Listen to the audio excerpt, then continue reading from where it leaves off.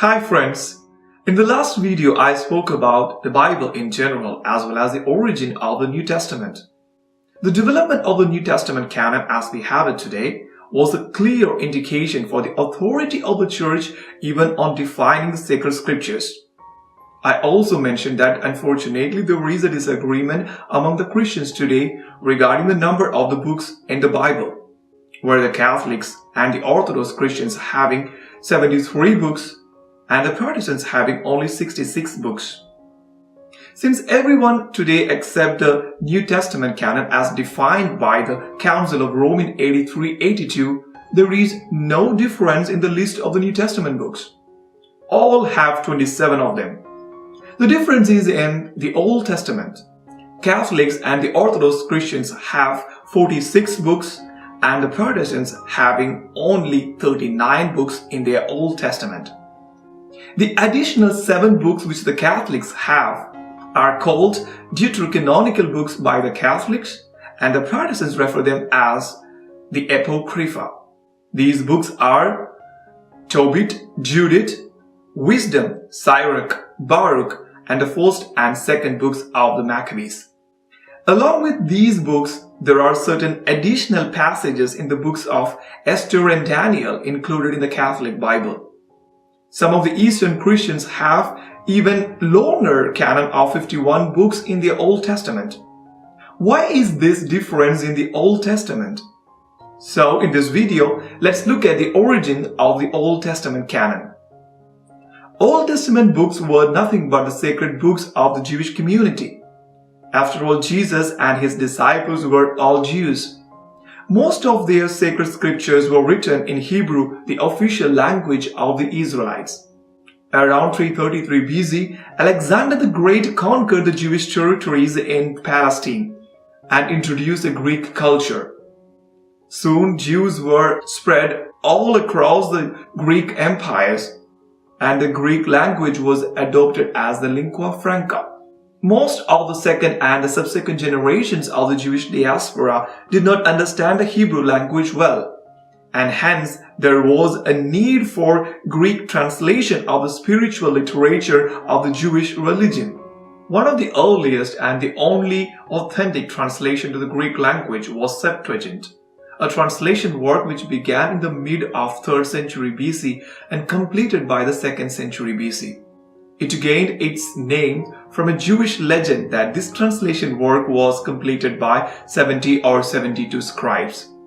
And by the time of the Septuagint, there were some additional spiritual works written probably in the Greek language, and the scribes included those books also in the Septuagint.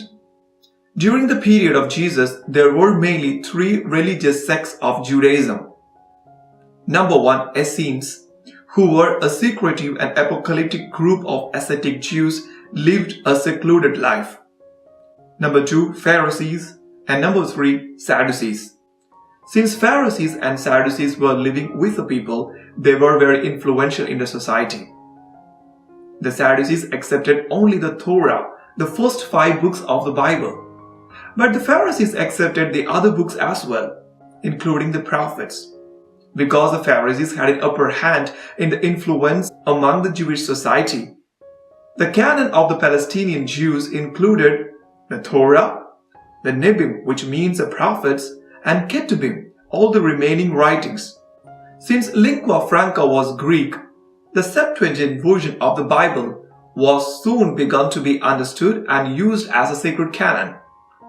Jesus and his disciples are thought to have used Septuagint.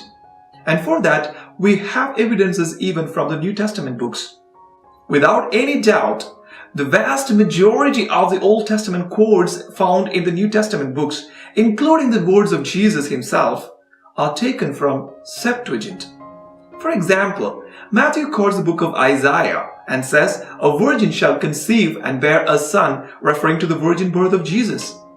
In fact, in the Hebrew text of the book of Isaiah, which Matthew was referring, the word used was Alma, which means a young woman without any reference to her virginity. The word virgin appears only in the Septuagint version of the Old Testament. Not only that, in the New Testament there are references to the books which are found only in the Septuagint. the Deuterocanonical books, which are rejected by both today's Jews and Protestants alike. Since the early Christian church was mainly a Greek-speaking community, they continued to use the Septuagint version of the Jewish Bible in its entirety as their sacred scriptures, after the examples of Jesus and his disciples. The first reference of a Jewish Bible by a Jew available today was from the writings of Josephus Flavius, a 1st century Jewish historian. He refers to all of the books in today's Catholic canon as considered scriptures by the Jewish community of his time, and that includes all of the Deuterocanonical books. However, after the split between Christianity and Judaism, the Jewish authorities rejected the Deuterocanonical books because they were written neither in Hebrew language nor in Palestine. But the early Christian communities continued with their use of Septuagint as their scriptures. That said, there were some other thoughts in the Christian church as well. For example, Jerome in the 4th century wanted the Christians to use the same canon as Jews based on the Hebrew language principle. But majority of the church fathers continued to consider the Septuagint as the scriptures, and so did all the early Christian churches. Thus, the Council of Rome, which defined the New Testament canon, also pronounced that the books in the Catholic canon as inspired. And so did the subsequent councils held in the cities of Hippo and Carthage in the African continent. Eastern churches also accepted this canon, but some churches considered few more other writings, probably written during or after the lifetime of Jesus, also as important. Hence, some churches today have an extended canon than these church councils of 4th and 5th centuries. The Catholic Church continued with the early Christian tradition of considering the Septuagint as their scriptures for the Old Testament, and throughout various centuries reaffirmed it. The Ecumenical Council of Florence in 1442 was an example. However, the Protestant Revolution, begun with Martin Luther in AD 1517, rejected the Deuterocanonical books because they rejected the notion of purgatory and praying for the dead, the references for which are found in these books. For them, the safest and easiest way to protect their new doctrines was to reject the Deuterocanonical books altogether. The Catholic Church countered this by convening an ecumenical council in the city of Trent and reaffirmed the Catholic canon on 8th of April 1546. Unfortunately, many ignorant non-Catholic Christians today falsely claim that the Catholic canon was the invention of this Council of Trent. The Eastern Orthodox churches also reaffirmed this Catholic canon, including the Deuterocanonical part, in the Synod of Jerusalem held in 1672. Thus, both the Catholic and the Eastern Orthodox churches have the same canon, except for a few churches which have some additional books as part of their extended canon. Therefore, all the historical and the traditional churches which existed prior to the 15th century AD have the same Catholic canon, and this canon includes both the proto-canonical and the deuterocanonical books of the Old Testament. The deuterocanonical books do not mean that they are inferior or secondary to the proto-canonical ones, but they are named so only because of historical reasons.